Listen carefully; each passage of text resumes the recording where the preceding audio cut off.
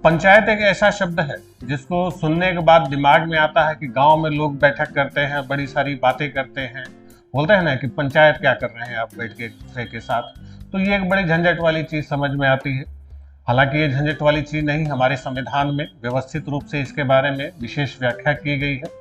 आज हम लोग इसी पंचायत के बारे में बातचीत करेंगे कि पंचायत कहाँ से आया, कैसे इसकी शुरुआत हो गई, क्योंकि ये पंचायतें हमारे जीवन में, खासतौर पर भारत के ग्रामीण इलाकों में, एक महत्वपूर्ण भूमिका अदा करते हैं।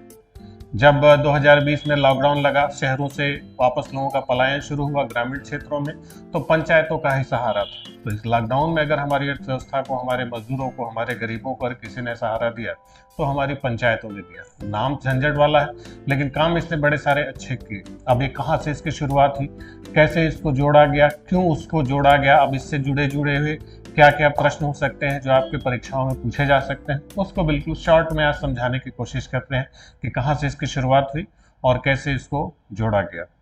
शुरुआत करते हैं इन पंचायतों के बारे में। तो हमारे संविधान का एक अनुच्छेद 40 है, आर्टिकल 40 है। अनुच्छेद 40 में इन पंचायतों के बारे में कहा गया है कि ग्राम पंचायतों का गठन किया जाएगा। और इस ग्राम पंचायतों के गठन में हमारे किस अनुच्छेद में कहा गया है? आर्टिकल 40 में। इसमें शुरुआत से ही एक गांधीवादी विचार है कि ग्राम पंचायतों का गठन किया जाएगा।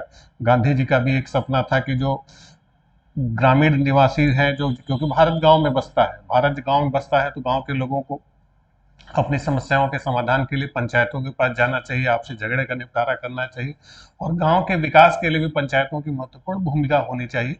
तो इसके लिए संविधान के प्रारंभ में ही संविधान में अनुच्छेद 40 इसको जोड़ दिया गया था।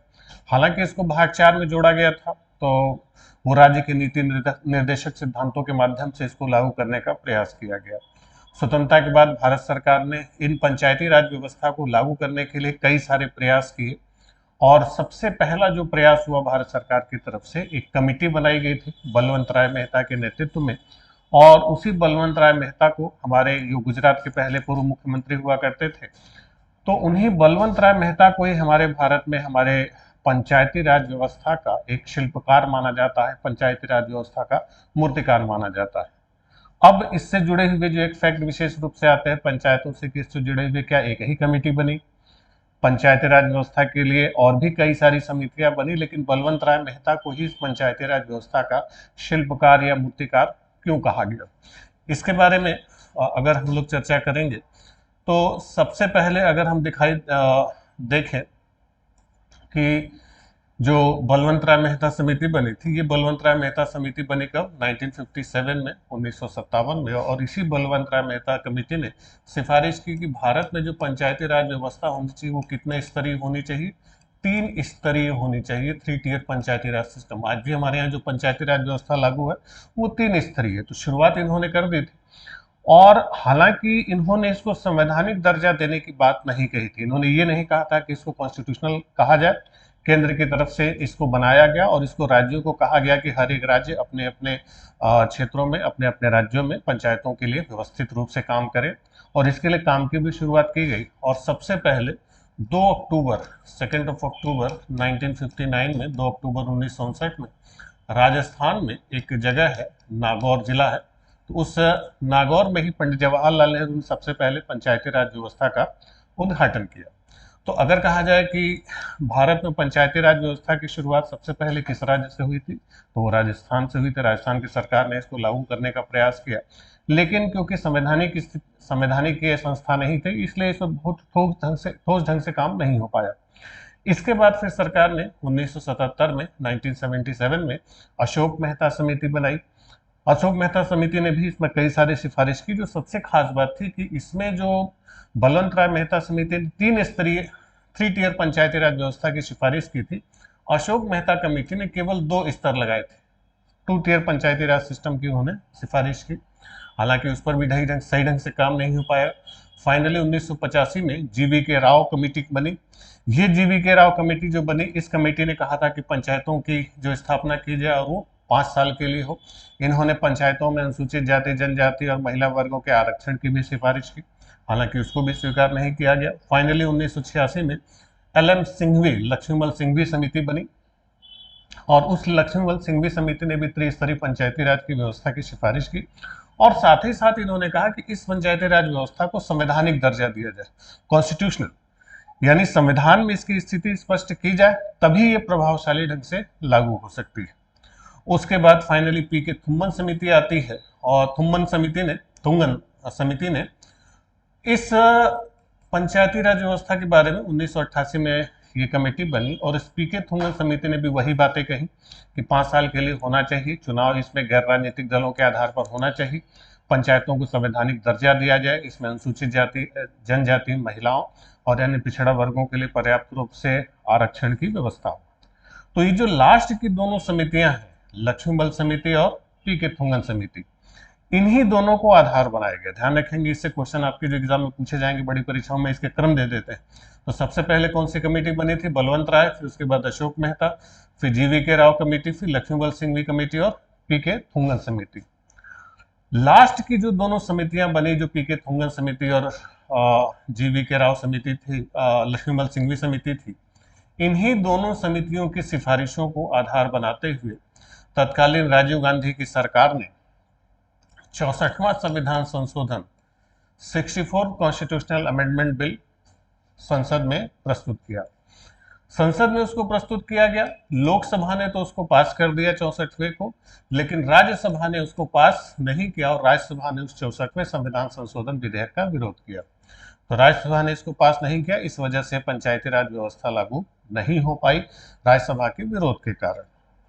उसके बाद फिर 1992 में जब पीवी नरसिम्हा राव की सरकार बनती है, तो पीवी नरसिम्हा राव की सरकार ने 1992 में 73वां संविधान संशोधन 73rd कॉन्स्टिट्यूशनल अमेंडमेंट प्रस्तुत किया, और इस जो 73वां संविधान संशोधन प्रस्तुत किया, इसको 22 दिसंबर 1992 को 22 दिसंबर 1992 को लोकसभा ने, और 23 दिसंबर 1992 को राज्यसभा ने इसको अपनी मंजूरी दे दी। यानी ध्यान रखेंगे, इस पंचायती राज व्यवस्था को लोकसभा ने मंजूरी कब प्रदान की? 22 दिसंबर 1992 को, और राज्यसभा ने मंजूरी दी 23 दिसंबर 1992 को। अब क्योंकि ये संघ का मामला था तो इसको राज्यों को भी भेजा गया, राज्य विधानसभाओं को भेजा गया, तो 17 राज्य की विधानसभाओं ने इसको अपनी सहमति प्रदान की। जब 17 राज्य की विधानसभाओं से सहमति प्राप्त हो गई तो इसको फिर राष्ट्रपति के पास भेजा गया साइन करने के लिए।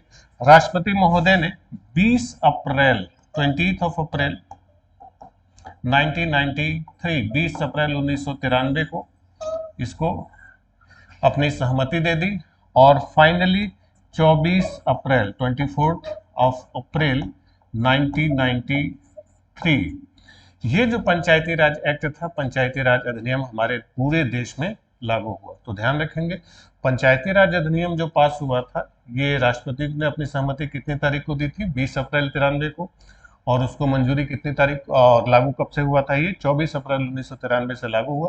इसीलिए आज भी प्रत्येक वर्ष 24 अप्रैल को हर साल पंचायती राज दिवस की जो है कि पंचायती राज दिवस मनाया जाता है।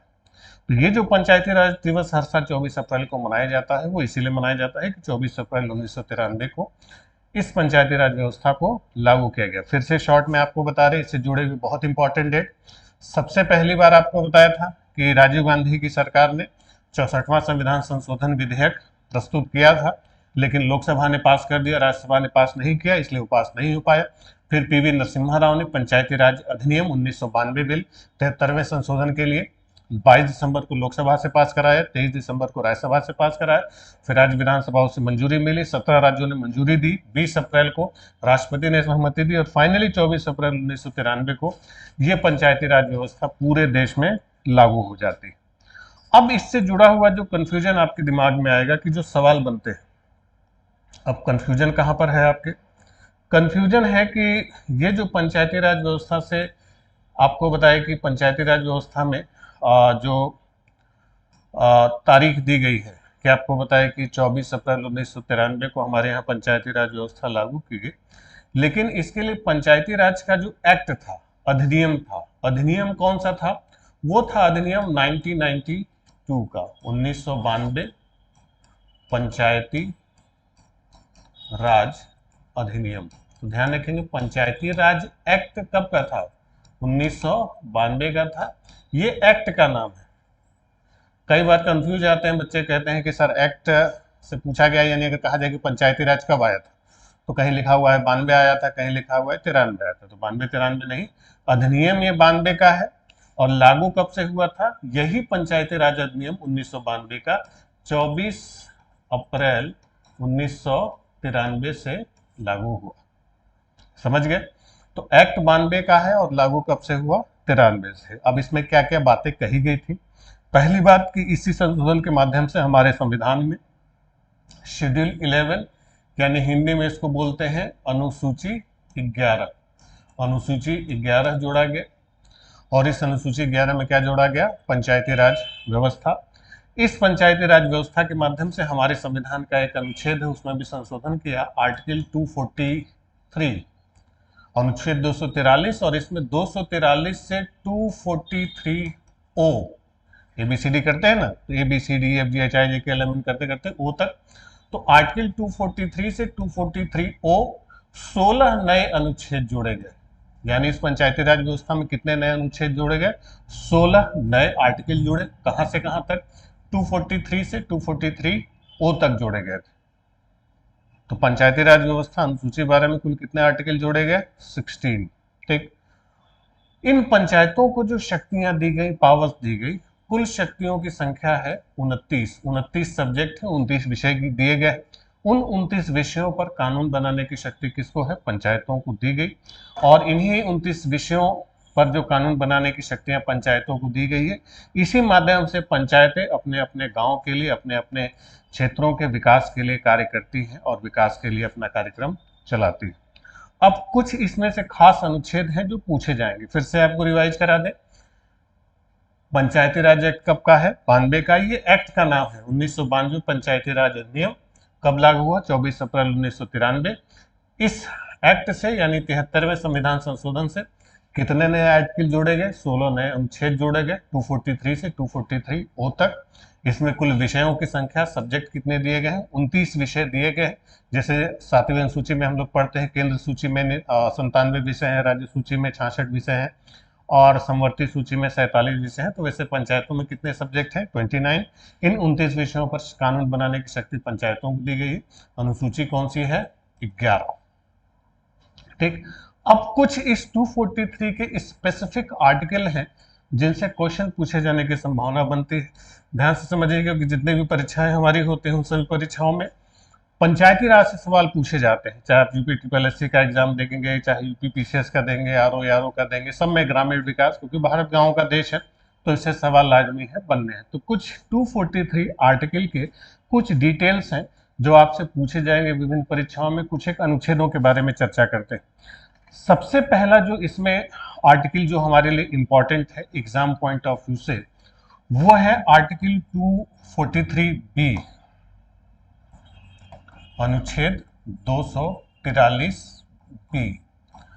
अब ये जो आर्टिकल 243 बी है, 243 बी है, इस 243 बी में जो सबसे खास बात कही गई है कि भारत में एक त्रिस्तरीय पंचायती राज व्यवस्था, 3 टियर पंचायती राज सिस्टम, तो 3 स्तरीय पंचायती राज व्यवस्था, 3 टियर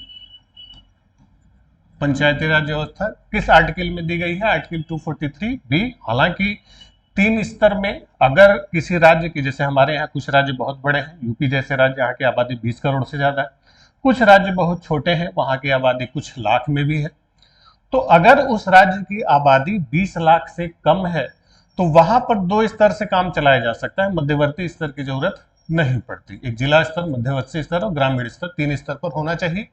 लेकिन क्लॉज क्या है कि अगर राज्य की आबादी कहाँ है? 20 लाख से कम है, तो फिर वहां पर 2 स्तरीय पंचायती राज व्यवस्था से भी काम चलाया जा सकता है। उस स्थिति में बीच वाला जो लेवल होगा, जो मध्यवर्ती स्तर होगा, उस मध्यवर्ती स्तर की आवश्यकता पंचायतों को नहीं होगी। ठीक। तो ये बातें किसमें बताई गई हैं? Article 243 B. इसके अलावा एक और अनुच्छेद है आर्टिकल 243 डी, अनुच्छेद 243 डी। ये जो 243 डी है, ये भी बड़ा महत्वपूर्ण है। ये 243 डी पंचायतों में, जैसे शुरुआत से ही कहा गया कि पंचायतों में अलग अलग किस्म के हमारे आरक्षण की व्यवस्था दी जाती है, रिजर्वेशन की व्यवस्था दी जाती है। तो इस 243 डी में अनुसूचित जाति एससी, अनुसूचित जनजाति एसटी, अन्य पिछड़ा वर्ग ओबीसी और महिला यानी वुमेन, इन सब के लिए रिजर्वेशन की व्यवस्था की गई है, आरक्षण की व्यवस्था की गई है। तो ये जो पंचायतों में आरक्षण दिया जाता है ये किस अनुच्छेद से दिया जाता है? 243 243D। और इसमें जो सबसे खास बात है कि इसी 243D में बताया कि जो आरक्षण एससी एसटी ओबीसी का मिलेगा, इस आरक्षित सीटों में 1/3 से ज्यादा सीटें उस वर्ग की महिलाओं की होंगी। यानी इस वर्ग के पुरुषों को ये तो आरक्षण मिलेगा ही, इसमें भी जो रिजर्वेशन होगा उसमें 1/3 आरक्षण किसका होगा? उस वर्ग की महिलाओं के लिए वो सीटें क्या कर दी जाएंगी? आरक्षित कर दी जाएंगी। उस वर्ग की महिलाएं ही उस में भाग ले सकती है। ठीक, चलिए इसके अलावा अगला एक अनुच्छेद है आर्टिकल 243E 243E 243E इस पंचायती राज व्यवस्था के टेन्योर की बात करता है, कार्यकाल। पंचायतों का कार्यकाल जनरली हमारे यहाँ डिसाइड किया गया है कितने साल? 5 साल का, कि 5 ईयर पंचायतों का कार्यकाल होगा। अब पंचायतों का कार्यकाल 5 साल निर्धारित किया गया है, ये बात किस आर्टिकल में बताई गई है? आर्टिकल 243E में बताई गई है। अब इसमें एक सवाल उठता है कि पंचायतों का कार्यकाल जो 5 साल लिया जाता है वो 5 साल कब से? जब चुनाव की जो रिजल्ट होता है, रिजल्ट घोषित होने के बाद, या फिर जब इनको सर्टिफिकेट मिल जाता है जो चुने हुए सदस्य हैं उनका, या फिर जब इनकी पहली बैठक होती है तब से। यानी फिर से सवाल सुनिए कि आर्टिकल 243E में पंचायतों के कार्यकाल के बारे में बताया गया है कि पंचायतों का कार्यकाल 5 साल होगा। ये 5 साल कब से माना जाएगा? जिस दिन से चुनाव का जो रिजल्ट डिक्लेयर हुआ है उस दिन से, या जिस दिन उनको सर्टिफिकेट मिला उस दिन, या जिस दिन उन लोगों का शपथ ग्रहण हुआ, या जिस दिन पंचायतों की पहली बैठक हुई। ध्यान रखेंगे जो चौथा ऑप्शन आपको बताया, पंचायतों की जिस दिन पहली बैठक होती है पंचायत की, उस दिन से कार्यकाल कितना माना जाता है? 5 साल का कार्यकाल माना जाता है। ठीक है, चलिए तो 3 अनुच्छेद आपको बताए 243B में त्रिस्तरीय पंचायती राज व्यवस्था की बात कही गई है।